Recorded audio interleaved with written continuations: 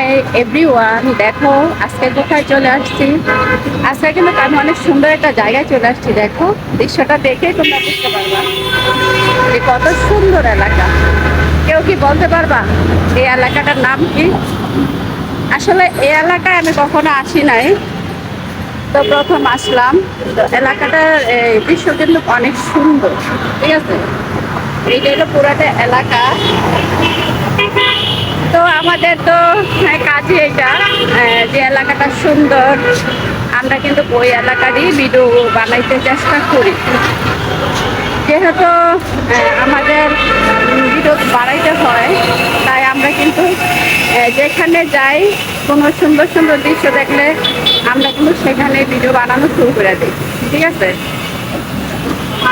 ওই এলাকাটায় কিন্তু নতুন আসলাম। দেখো তোমরা যদি কেউ এলাকাটায় থাকো তাহলে চিনতে পারবা যে এটা কোন এলাকা। আর আমি তো আসলে থাকি না, তাই আর কি আমি এলাকার নাম জানি না, কিন্তু এখানে আমি একটা কাজে আসছি। তো এলাকাটা দেখে কিন্তু অনেক ভালো লাগতেছে, ঠিক আছে। তাই কিন্তু ভিডিওটা করতেছি, যেহেতু সুন্দর সুন্দর এলাকায় গেলে সুন্দর সুন্দর ভিডিও বানানো যায়। তো আমরা চেষ্টা করি যে যেখানে ভালো কিছু দেখবো সেখানেই একটা করে ভিডিও বানাবো, তাই না?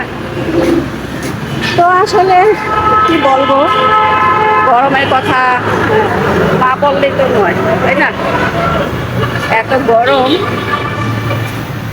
এত রোদ, মানে রোদের থেকে তাপমাত্রাটা বেশি, মানে তাপটা বেশি, ঠিক আছে। তো গরমের কথা বললে তো আর লাভ নাই, তাই না? এটা সবাই জানে যে এখন গরম বেশি পড়ছে। আর যখন একটু বৃষ্টি হয় তখন কিন্তু একটু ভালো লাগে। বৃষ্টিটা হলে একটু ঠান্ডা ঠান্ডা লাগে, কিন্তু ভালোই লাগে। যেমন কালকে রাত্রে একটু কিন্তু বৃষ্টি হয়েছে, ভালো লাগছে, সবাই কিন্তু আরামে একটু ঘুমাইছে। তো আসলে কি বলবো গরমের কথা, মানে কথা বলতে বলতে মানে গলাও কিন্তু শুকায় যায়, ঠিক আছে। তখন কিন্তু কথা বলাও যায় না। তো আমি আবার বেশি কথা বলতে পারি না। বেশি কথা বলতে গেলে আমার আবার কাশ আসে। কাশতে কাশতে মানে গলা শুকিয়ে গেলে তখন আর কি আমার কাশি আসে। তো দেখো তোমাদের কাছে কেমন লাগতেছে এলাকাটা। এই যে এখন একটু মানুষ কম, ঠিক আছে, বিকালবেলা তো।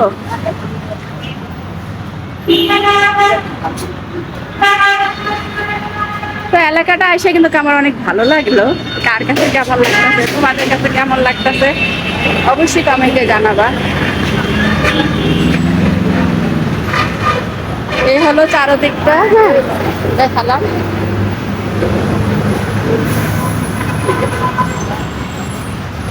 এলাকায় যারা থাকো মানে এই আশেপাশে, হ্যাঁ অবশ্যই চিনবা। আর যারা না থাকো তারা তো চিনবা না, আমিও চিনবো না।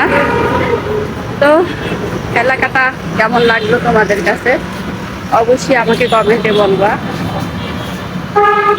আবার এরকম ভিডিও যদি পেতে চাও তাহলে সবসময় সাথেই থাকবা। আজ এই পর্যন্তই, আল্লাহ হাফেজ।